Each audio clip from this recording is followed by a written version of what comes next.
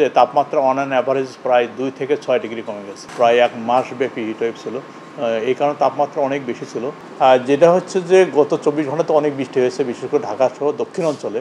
ঢাকাতে 2 মিলিমিটার বৃষ্টি হয়েছে, কিন্তু দক্ষিণ অঞ্চলে আপনার ভারী থেকে অতি ভারী বর্ষণ হয়েছে। বিশেষ করে ফেনীতে 130 মিলিমিটার বৃষ্টি হয়েছে এবং চট্টগ্রামে 118 মিলিমিটার বৃষ্টি হয়েছে। এমনকি খুলনাতেও 75 মিলিমিটার বৃষ্টি হয়েছে। তাছাড়া দেশের প্রায় 80% এলাকাতে বৃষ্টি হয়েছে। যেটা হচ্ছে যে এক্ষেত্রে যেটা হয়েছে যে তাপমাত্রা অন অ্যান অ্যাভারেজ প্রায় 2 থেকে 6 ডিগ্রি কমে গেছে। এমনকি কোনো কোনো জায়গায় তাপমাত্রা 7-8 ডিগ্রিও কমে গেছে। যেমন ঢাকাতে প্রায় 7.9, অর্থাৎ প্রায় 8 ডিগ্রি কমে গেছে, এবং রাজশাহীতেও আপনার 8 ডিগ্রির মতো কমে গেছে। এক্ষেত্রে মোটামুটি তাপমাত্রা নর্মালি কাছাকাছি চলে এসেছে। আর আমাদের যে পূর্বাভাস রয়েছে আগামী আরও 3-4 দিন বৃষ্টি হবে। তবে এক্ষেত্রে বৃষ্টিটা আপনার যেহেতু আপনার এই প্রি মনসুনে বৃষ্টিটা নর্মালি হচ্ছে সারা টানা বৃষ্টি হয় না, দিনের ভিতরে একবার বা দুইবার হয়। অনেক সময় কোনো দিন বৃষ্টিও হয় না, হয়তো লোকালাইজ যে বৃষ্টিগুলো হয় অর্থাৎ অল্প জায়গাতে বৃষ্টি হয়, অর্থাৎ মধ্যদিন বৃষ্টি হলেও আপনার আগারকাতে অনেক সময় বৃষ্টি হয় না, এরকম সম্ভাবনাই বেশি। তবে বৃষ্টি হবে, ধরেন আগামী 3-4 দিন, এমনকি 5-6 দিনও কন্টিনিউ করতে পারে। সেক্ষেত্রে যেটা হবে তাপমাত্রা মোটামুটি অনেকটা সহনীয় পর্যায়ে থাকবে। হয়তো কোনো কোনো জায়গায় বিক্ষিপ্ত হয়ে মানে তাপমাত্রা একটু উঠতে পারে, বিশেষ করে আপনার রাজশাহী এবং খুলনা অঞ্চলে এবং রংপুর অঞ্চলেও। তবে দেশের মেজর পার্টির তাপমাত্রা মোটামুটি অনেকটা সহনীয় পর্যায়ে থাকবে।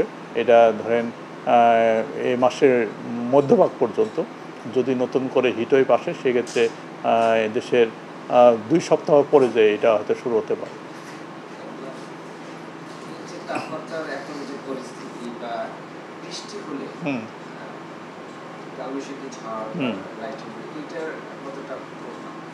এরা হচ্ছে যেহেতু আপনার সারফেস অনেক হিটিং ছিল, যে নর্মালি দীর্ঘ সময় একটা স্মরণকালের যদি আমরা বলি যে আমাদের যে রেকর্ডটা রয়েছে প্রায় 75-76 বছরের, সে তুলনায় এই বছর ছিল সবচেয়ে দীর্ঘ সময় আপনার হিটওয়েভ, প্রায় 1 মাসব্যাপী হিটওয়েভ ছিল। এই কারণে তাপমাত্রা অনেক বেশি ছিল।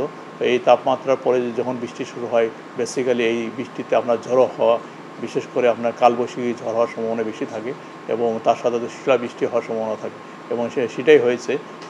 এখনও সম্ভাবনা রয়েছে যখন মেঘের হাইট বেড়ে যাবে, সেক্ষেত্রে আপনার বর্জ্য মেঘ অর্থাৎ শিলাবৃষ্টির সম্ভাবনা এখনও রয়েছে।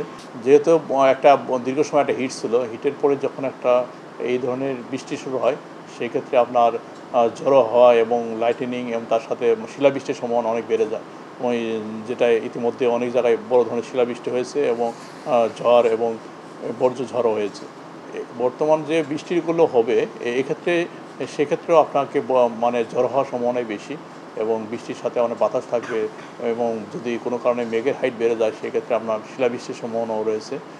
তবে যেটা হচ্ছে আপনার যেহেতু তাপমাত্রা কমে যাবে আগামী আরও 2-3 দিনে, সেক্ষেত্রে 2-3 দিন গেলে সেক্ষেত্রে শিলাবৃষ্টি এবং ঝড় হওয়ার সম্ভাবনা কিছুটা কমে যাবে।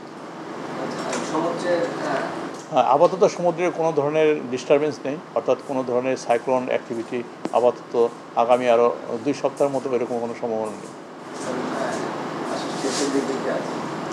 হয়তো সে মনসুন সেট হওয়ার আগে সেই সম্ভাবনা রয়েছে, যেহেতু মডেল 2 সপ্তাহ 10 দিনের প্রেডিকশন অনেক ভালো, হয়তো শেষের দিকে হয়তো থাকতে পারে। তো আপাতত মনে করেন মে মাসের প্রথম থেকে মধ্যভাগ পর্যন্ত ওই ধরনের সম্ভাবনা নেই।